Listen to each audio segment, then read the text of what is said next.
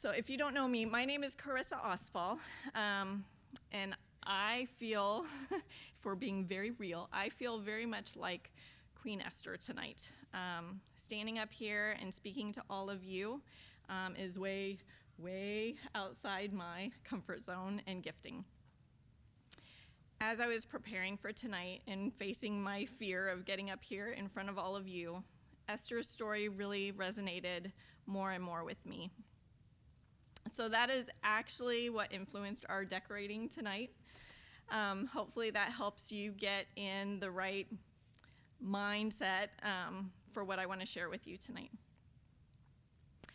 And I got off track, so now I have to find my spot.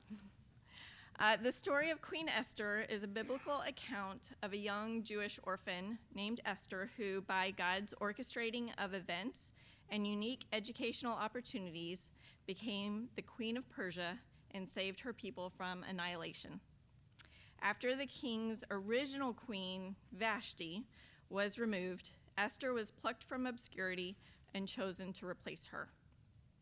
The king's evil advisor, Haman, plotted to kill all the Jews, and Esther risked her life by approaching the king without an invitation in order to expose Haman's plot, ultimately leading to Haman's downfall and the salvation of the Jewish people. Just like Esther, I can look back in awe and realize God has been directing my steps to this point, this special night, starting early in my childhood. It is less dramatic. I am not saving a people from annihilation. However, I have been purposed for such a time as this to help hurting teens. And I am honestly just as aware that every bit of this story is God's story, based on his plan. He's allowing me to be one of his characters in his story. And being here tonight, you now have the opportunity to be part of this incredible story too. But I'm getting ahead of myself. Let me explain. I am originally from Alvin, Texas. My dad spent his career at Johnson Space Center. For some years, he was in charge of payloads, including the arm of the shuttle that he manned from his console in mission control. Other times, he was one of the voices you could hear declaring we were go for lunch. And because of him, we were friends with many astronauts and engineering pioneers. God gave me a dad that taught me to dream big dreams and follow the Lord. In addition, my mom devoted herself to serving on regional boards and collaborating with the boards of several state and national level nonprofits, while also still homeschooling me and my two younger sisters. Our house was always abuzz with multiple phone lines ringing and the fax machine going, and yes, I'm well aware I've just dated myself there. She worked so hard, nonstop, serving so many. She now works about 4 mornings a week at her local food shelter, feeding hundreds. God gave me a mom that taught me a profound love and compassion for people. And just like Esther, the influence of my parents are vitally important pieces in God's grand plan of making me who I am today. Then God directed my steps to Cedarville University, where I got my degree in elementary education. I minored in Bible and specialized in behavioral science. I did my student teaching at an inner city school in Springfield, Ohio. I was placed in a second grade classroom where I discovered the children still didn't even know their alphabet because they were focused on survival. Almost all of my students had at least one incarcerated parent. Many couldn't focus on lessons because they arrived too tired because they hadn't slept because they didn't have heat in their homes. Or they were too hungry to care about a math problem. I mentioned my mom earlier. Allow me to share just one more story to further explain the important lessons that God taught me through her. I called her one day from my dorm after a day of teaching in that school. I had created little books to teach them their alphabet, and we were using them, and they were finally learning. I was seeing them starting to come alive, but I explained to my mom in complete frustration. I said, I can't show even the smallest amount of affection to a child, because if I do, it stops the entire class. Suddenly, they've all gone off task and are around me trying to get some of that affection too. And I will never forget her response to me that day. She said, Charisa, then you stop and you hug every single one of those kids that desperately needs it. Fast forward just a bit, and God gave me a husband that I call my dream enabler. And I could talk on that for days. But just know, I could not be standing here without Philip. Next, God made me a mother. And that title is huge. It encompasses so much. But then he added in adoption and foster care and involvement with safe families. And he took me from enjoying children, loving spending time with them, to becoming a nurturer and a protector. About 2 years ago, I was very alarmed at the number of local teen suicides. Our 5 children were between the ages of 14 and 19, and so it hit me really hard. KFF, which is formerly known as the Kaiser Family Foundation, is the leading health policy organization in the U.S. They report suicide deaths are increasing fastest among people of color, younger people, and those who live in rural areas, with many groups seeing increases of 30% or more from 2011 through 2021. Among adolescents, emergency department visits for suicide attempts have increased in recent years, primarily driven by females. According to the CDC, the suicide rate among people aged 10 to 24 increased 62% from 2007 to 2021. 62%. So I started praying about what I could do. And over time, he started showing me that he'd already given me the tools and the passion calling to start fighting for our children. You see, I believe the Lord when he says in Ephesians 6:12, for our struggle is not against flesh and blood, but against the rulers, against the authorities, against the powers of this dark world, and against the spiritual forces of evil in the heavenly realms. I believe our children have been stripped of their anchor. And our anchor in life is that, 1, we have been created by God who loves us dearly. And 2, he has a purpose for us. So without that anchor, they've been set adrift in a sea that can very quickly get overwhelming, confusing, and so scary. I am sick of seeing teens getting tossed around and battered. They are hurting so deeply.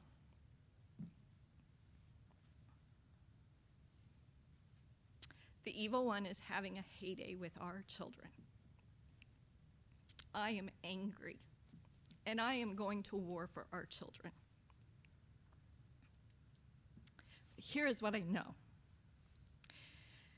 I didn't cry all the times I rehearsed. I would be a fool to rush into battle alone without an army. First, I needed a board of directors. I prayed and prayed for the Lord to show me who should be in that inner circle. Who is he also speaking to and calling to this battle? This ministry, this calling is from him, and I desperately want it to remain his. So I knew his selection of the board would be vitally important. He impressed upon me to ask Charlotte Silver, Terry Baum, Miley Smith, and Justin Kaufman. People kept asking me, what are you going to do? Who are you going to ask if those people say no? And I kept responding, I have no idea, because those are the only names that the Lord gave me. I knew I was asking highly accomplished and incredibly talented individuals. They already have huge responsibilities. They love Jesus and people well. However, as with any person matching that description, they're already very busy. They're mission-minded and already serve in other capacities. They're moms and dads, and they have to protect their time fulfilling that number one job at home. So I knew approaching them about joining Purpose Generation's board was a big ask. I am so incredibly excited and honored that each one came back responding they would be honored to serve teens in this capacity as well. Please join me in recognizing, and please stand, Charlotte, Terry, Miley, and Justin.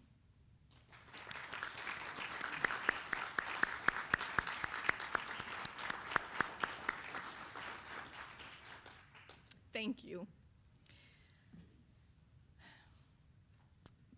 But we can't do this alone. To go into war, we have to have an army. And that's what leads us to tonight.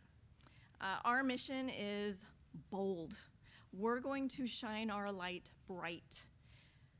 We're going to fight for the future of our children, and so my response will be the same as Esther's to Mordecai. Please allow me to read this passage of scripture from Esther 4:12 through 16. When Esther's words were reported to Mordecai, he sent back this answer. Do not think that because you are in the king's house, you alone of all the Jews will escape. For if you remain silent at this time, relief and deliverance for the Jews will arise from another place, but you and your father's family will perish. And who knows but that you have come to your royal position for such a time as this. Then Esther sent this reply to Mordecai. Go, gather together all the Jews who are in Susa and fast for me. Do not eat or drink for 3 days, night or day. I and my attendants will fast as you do. Prayer. We need prayer warriors. We must have prayer warriors. Boldness invites opposition. So we're asking you to commit to pray for Purpose Generation. Allow me to share what a Purpose Generation portrait session entails. We'll call it my battle plan. First, these sessions are donation-based. No teen is turned away due to finances. I am so thankful that at this time, Charisa Studios is able to cover all administrative costs for Purpose Generation. Next, I work with a teen ahead of time to find out their interests and hobbies. That way I can curate a session unique to them. So if they're really into chess or dance or band or taekwondo, for example, then I'm going to incorporate that interest into the session and make it really cool. When session day arrives and they enter my studio, we spend some time talking and getting comfortable. I have fun music playing in the studio, and I just get them laughing and ready to enjoy our time together. We look through their outfits, and I invite them to look through my client closet to pick out what they want to wear. And then I ask them to spend just a moment writing down 3 things they don't like about themselves. Sadly, teens that come for these sessions, they already have that list front and center in their thinking, and it is much longer than 3 things. They can spit that list out in 10 seconds flat. It is heartbreaking. They are then invited to share that list with me, and it's totally up to them if they want to do that. Sometimes it can help me as a photographer to do some tricks to minimize some things that if I know what bothers them. But more importantly, we talk about how that list is just a list of lies. Those are lies from Satan. I explain they have been created by God for a purpose. Their unique gifts, talents, interests, and yes, their quirks too, make them amazing. Then we talk about how that list, those lies, are not invited into the session. We leave it to the side, and then we step into a session believing they are so incredibly handsome or beautiful. It's easier for them to do that in a studio environment where the backdrops and walls are fake. They spend 45 minutes in a make-believe world being who they want to be: self-confident, loved, secured, purposed. They get to taste that feeling. When the session ends, I take them to the back where I have a table covered in cards that have truth, scripture. I talk about how their list is lies, but these cards are true. I invite them to spend some time reading over them and to take any that resonate with them. Then we talk about the necessity to replace lies with truth, to retrain their thinking so that it's more than just a taste. They can learn to make a long-term change knowing they are loved by God. They can be secure in Him. He has a purpose for them. Those things can give them confidence in this world. So each time their brain starts to think those old, awful lies, they're to pull out their cards and remember truth. I pull out a handmade mirror and explain that a woodworker crafted this especially specifically for them. It's a gift because he wants you to remember two things every time you look in that mirror. One, God has a purpose for you. Two, you are incredibly precious to Him. Then a week or two later, they're invited back to the studio to preview their images and pick out their 10 favorites. It gives me another opportunity to pour into them, to make them feel special, and celebrate with them when they look at their images and feel excited for the way they look. In this world where so much value is placed on social media, I will give them images they can feel proud of that they can share online. Right now, they receive full resolution digital images, but we're looking at partnering with Color Labs that want to join us by donating prints as well. Finally, we need to reach the kids that need these truths poured into them. We need help getting the word out. We need to build a network of other youth workers already engaged in the fight and partner together. I want to be able to refer back and forth between organizations. Maybe these sessions can be used as a sort of celebration of achievement in their therapy journey. Maybe it can be used when they hit a plateau. Maybe a youth worker can see a teen just needs a boost of encouragement. Conversely, I would love to have a network of therapists that I can refer to when I perceive a teen needs more than the one-time experience that Purpose Generation offers. Long term, I can see the Lord growing this program nationwide. Other Christian photographers could be Purpose Generation affiliates and serve hurting teens in their areas, as well as connecting with local ministries and mental health providers.